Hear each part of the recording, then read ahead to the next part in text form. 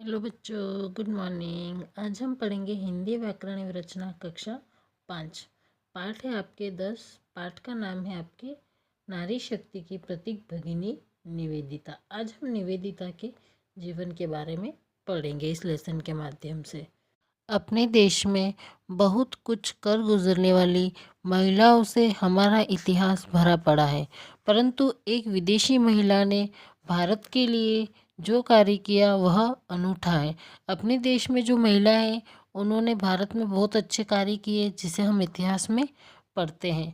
पर जो ये भगिनी निवेदिता है जिसके बारे में हम पढ़ रहे हैं, वो एक विदेशी महिला थी और उन्होंने भारत के लिए बहुत कुछ किया है जिसे आज हम पढ़ने वाले हैं। भगिनी निवेदिता स्वामी विवेकानंद से प्रभावित होकर उनके आह्वान पर भारत की महिलाओं को शिक्षित करने के लिए भारत आए थे। भगिनी निवेदिता को भारत कौन लाया था? तो स्वामी विवेकानंद। कौन लाया था? स्वामी विवेकानंद। क्यों लाए थे? भारत की महिलाओं को शिक्षित बनाने के लिए, मतलब उनको शिक्षा ग्रहण करके उन्हें अच्छे मार्ग पर चलाने के लिए भगिनी निवेदिता को स्वामी विवेकानंद भारत लाए थे। उनका जन्म आयरलैंड में हुआ था, परंतु उन्होंने भारत भूमि में अपनी मातृभूमि के दर्शन किए। भारत की बेटी बनकर स्वतंत्रता आंदोलन में क्रांतिकारी भूमिका निभाई। भगिनी निवेदिता का जन्म जो है वो आयरलैंड में हुआ था, परंतु उन्हें भारत को ही अपनी मातृभूमि मान लिया था, क्योंकि उन्हें मातृभूमि के दर्शन भारत भूमि में हुए थे या भारत में हुए थे। भारत की बेटी बनकर स्वतंत्रता आंदोलन में क्रांतिकारी भूमिका निभाई, मतलब भारत में जो स्वतंत्रता आंदोलन हुआ था उसमें उन्होंने एक अच्छी भूमिका निभाई थी। शब्दार्थ: विदेशी, दूसरे देश की, अनूठा, अनोखा, आह्वान, पुकार, शिक्षित, पढ़ी लिखी, भूमिका, योगदान।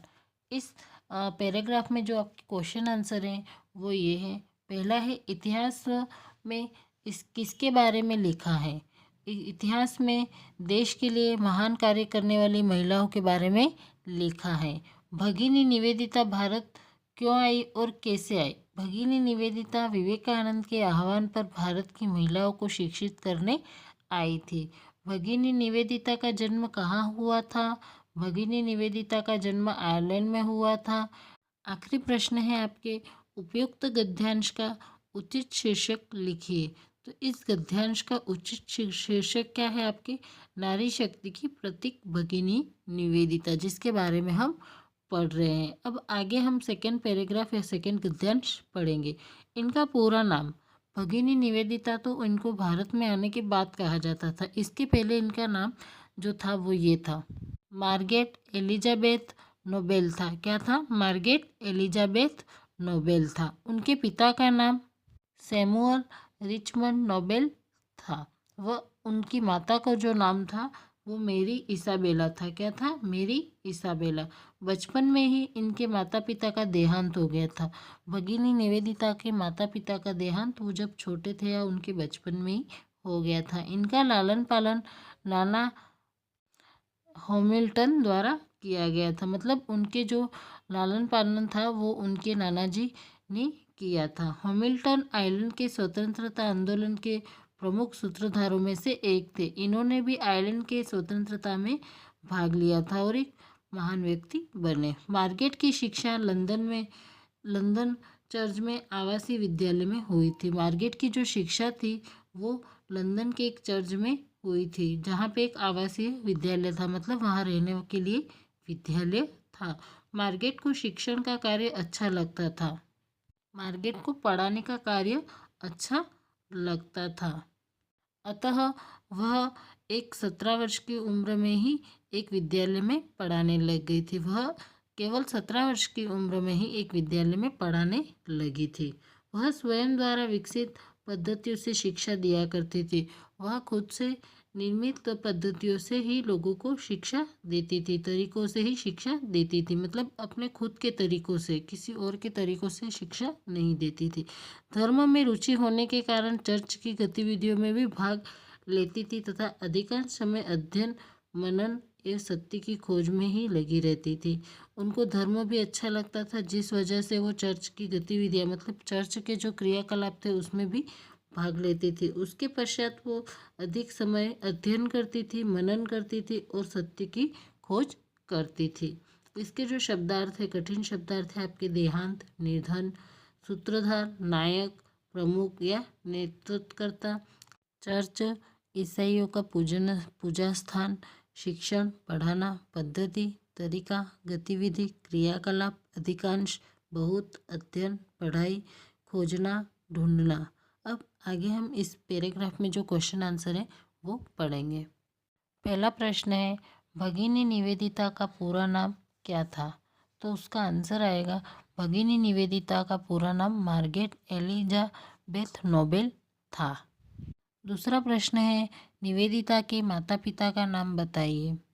तो इसका आंसर आपके आएगा, मार्गरेट की माता मेरी इसाबेला तथा पिता का नाम सैमुअल रिचमंड नोबेल था। तीसरा प्रश्न है, मार्गरेट की प्रारंभिक शिक्षा कहाँ हुई थी? तो उसका आंसर है, मार्गरेट की शिक्षा लंदन चर्च के आवासीय विद्यालय में हुई थी। चौथा प्रश्न है, मार्गरेट ने पढ़ाने का कार्य कितने वर्ष की अवस्था में प्रारंभ किया था? तो इसका उत्तर आपके आएगा, 17 वर्ष की अवस्था में मार्गरेट ने शिक्षण कार्य आरंभ किया था। आगे हम तीसरा गद्यांश पढ़ेंगे। तभी एक घटना घटी जो उनके जीवन को एक नया मोड़ देने वाली थी। मतलब वो जो ये कार्य कर रहे थे, पढ़ाने का, चर्च में जाते हैं, पूजा पाठ करते हैं, उसी समय उनके जीवन में एक घटना घटी। क्या घटी? एक सन्यासी का लंदन में आगमन हुआ। एक सन्यासी जो था वो लंदन में गया हुआ था। उनका नाम था स्वामी विवेकानंद, जो भारत के थे। कहाँ के थे? भारत के। स्वामी जी शिकागो के विश्व धर्म सम्मेलन में ख्याति अर्जित कर अपने कुछ मित्रों के आग्रह पर इंग्लैंड आए थे।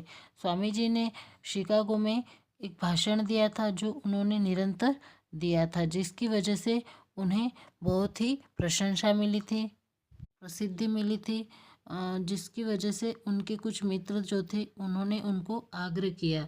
कहाँ आने के लिए? इंग्लैंड आने के लिए। मार्गरेट के स्वामी जी से प्रथम भेंट हुई थी और उसी समय मार्गरेट की भी स्वामी जी से प्रथम भेंट हुई थी। मार्गरेट ने स्वामी जी के प्रवचन सुने, वाद विवाद, तर्क वितर्क किया। अपने आप को पूर्ण संतुष्ट कर लेने के उपरांत ही उन्होंने स्वामी जी को अपना आदर्श चुना है और स्वामी जी के आग्रह पर उन्होंने भारत आना तय कर लिया। स्वामी जी से पहली बार मिलने के बाद मार्गरेट जो थी, उन्होंने उनके प्रवचन सुने, बाद में उनके वाद विवाद को सुना, उनके तर्क वितर्क को सुना। मतलब उनकी जो भाषा थी उससे वो क्या हुई? पूर्ण संतुष्ट हुई, वो प्रभावित हो गई उनकी भाषा से। उसके बाद ही उसने स्वामी जी को अपना आदर्श चुना। क्या चुना? आदर्श चुना। मतलब वो उनसे प्रभावित हो गई, वो उनको अपना गुरु मानने लगी। स्वामी जी के आग्रह पर उन्होंने भारत आना तय कर लिया। इसके पश्चात स्वामी जी ने उनसे आग्रह किया, जिससे वो भारत आने के लिए तैयार हो गई। निवेदन किया तो भारत आने के लिए तैयार हो गई। भारत आकर वो अत्यधिक प्रसन्न हुई। भारत आने के बाद वो बहुत खुश हुई। वे गंगा के किनारे वेलूर मठ की एक कुटिया में 2 अन्य अमेरिकन महिलाओं के साथ रहने लगी। स्वामी जी की शिष्याएं थी, वो भी स्वामी जी की शिष्याएं थी। मतलब वो भारत आई और गंगा किनारे वेलूर मठ में एक कुटिया थी जिसमें 2 अमेरिकन महिला पहले से रहती थी, वो भी उनके साथ में रहने लग गई। वो तीनों उनकी शिष्याएं थी। उसके बाद स्वामी जी ने मार्गरेट को एक नया नाम दिया, निवेदिता। क्या नाम दिया? निवेदिता। और आग्रह किया कि वह भगवान व भारत के चरणों में अपना जीवन अर्पित करे। और उनसे आग्रह किया या निवेदन किया कि वह भगवान और भारत के चरणों में ही अपना जीवन अर्पित कर दें। इसमें इस गद्यांश में जो आपके कठिन शब्दार्थ हैं वो है सन्यासी। सन्यासी मतलब लोक का कल्याण करने वाला साधु। ख्याति, प्रसिद्धि, अर्जित, प्राप्त की, भेंट, मुलाकात, प्रवचन, उपदेश, तर्क वितर्क, वाद विवाद, उपरांत, बाद में, आग्रह, निवेदन। अब इसके बाद हम इस पैराग्राफ के प्रश्नोत्तर पढ़ेंगे। पहला प्रश्न है, मार्गरेट की किस सन्यासी से भेंट हुई थी? तो उसका उत्तर आएगा, मार्गरेट की स्वामी विवेकानंद से भेंट हुई थी। दूसरा प्रश्न है, भारत आना मार्गरेट ने कैसे तय किया?